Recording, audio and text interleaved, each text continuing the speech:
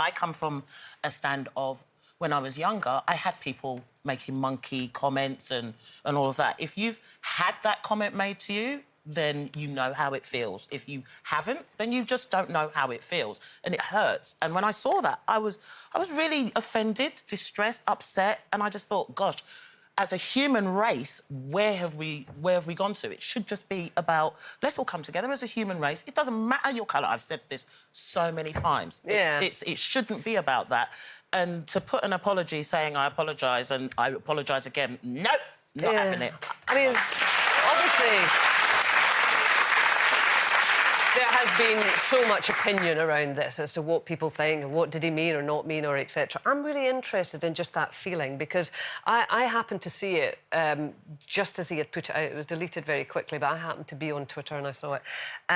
My feelings from my position as a white Scot, I guess, I felt sad. I felt really sad when I saw it and kind of just disappointed because actually I think earlier that night we had all seen that beautiful photograph of the family of Harry, Meghan, her mum, Philip and the Queen. And, you know, people have been saying, oh, God, you know, haven't we moved on, haven't we? Isn't this great? And there was that mood. And I saw that and I just went, whoosh. I mean, when you just saw it, Saira, what was your feeling when you saw it?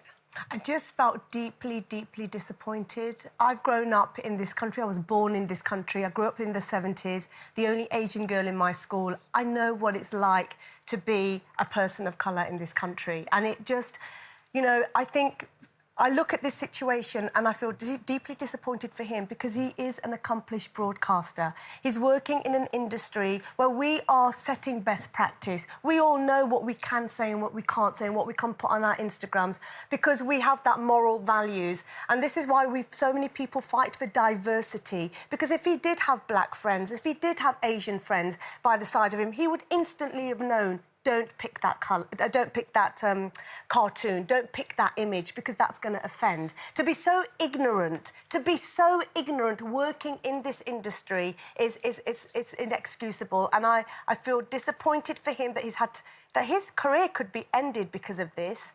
And I feel that we are living in a modern times and these people are now being caught out, and rightly so. There is no time for this, no time for this.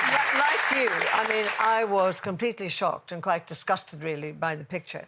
I want to say, though, that I've known Danny for maybe 30 years.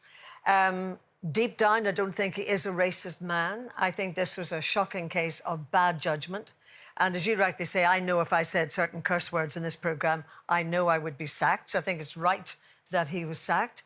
But I thought that his excuses were a bit pathetic because he actually said in his excuse that he didn't know about the baby and Meghan and Harry. And I think if you're a broadcaster and you're broadcasting regularly, you know, we read the newspapers, we listen, watch the news, we know these things. We have to know it for our job. Yeah. And so I just felt that when he tried to make it right, I thought even the apology was very weak or the excuse was very weak. I wonder if it's holding up a mirror to all of us because, you know, you hear it a lot. No, of course I'm not racist. But of course nobody wants to think of themselves as racist. And I genuinely believe he does not think of himself as racist. I don't know him as it happens. But it is interesting how these things slip out, and often on social media.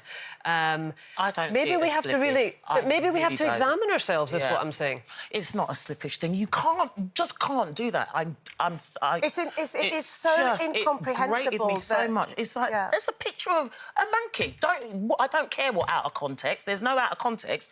It's their baby, and you've done it as a monkey. No. Well, what would you say to Danny Baker if he was sitting here in this seat now? I wouldn't actually want to be here because I just don't know what I would say. But an apology's not good. You just shouldn't have done it in the first place. But the fact is, it just was bad judgment. Danny, I mean, on every level, it was bad judgment. He is of that culture of lads, you know, it's all jokey, he pushes the boundaries.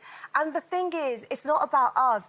The whole country, the world we live in is saying, no, this is wrong, you can't do it. Change your ways, change the way you think, and grow up. And that is not about personal stuff. And also, I don't think it's even about Brenda and I feeling more incensed. Everybody feels incensed because we live in a world where we but I think what we have to standards. be careful about, everyone feels incensed because everyone now knows that they have to feel incensed in public. But I think people also have to examine themselves in private because sometimes there's little conversations going privately and people know what to say publicly and what say something else privately, and that's got to match up. Good point.